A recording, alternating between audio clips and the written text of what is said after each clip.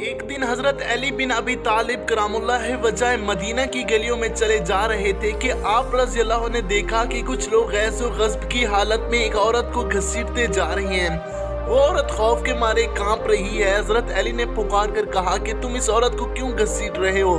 لوگوں نے بتایا کہ اس عورت نے بدکاری کی ہے، اس لیے امیر المؤمنین عمر بن خطاب نے اس عورت کو سنسار کرنے کا حکم دیا ہے۔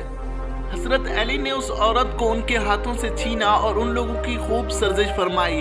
چنانچہ وہ لوگ حضرت عمر کے پاس گئے اور حضرت علی بن ابی طالب کی وجہ کے بارے میں بتایا کہ انہوں نے ان کے ساتھ ایسا سلوک کیا ہے۔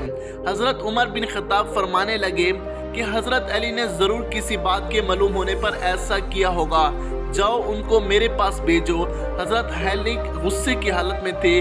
حضرت عمر نے ان سے پوچھا، آپ نے ان لوگوں کو کیوں واپس کر دیا اور ان کو اس بدکار اور حد قائم کرنے سے کیوں منع کیا؟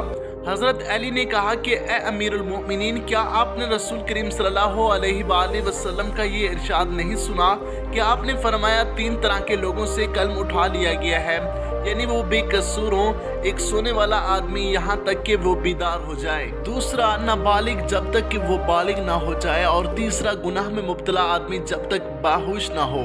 حضرت عمر نے فرمایا کہ ہاں، میں نے یہ ارشاد سرور عالم صلی اللہ علیہ وآلہ وسلم سے سنا ہے۔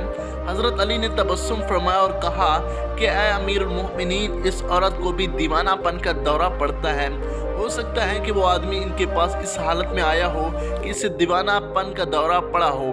یہ سن کر حضرت عمر بن خطاب نے اس عورت کو رہا کر دیا۔